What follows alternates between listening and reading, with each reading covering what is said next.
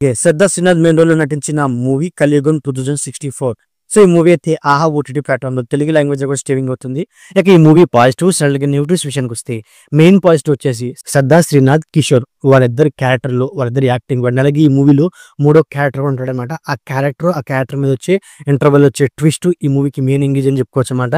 And అలాగే ఈ movie యొక్క మెయిన్ పాయింట్ అంటే స్టోరీ, స్క్రీన్ ప్లే అవి మెయిన్ ఎంగేజ్ అని చెప్పుకోవచ్చు అనమాట.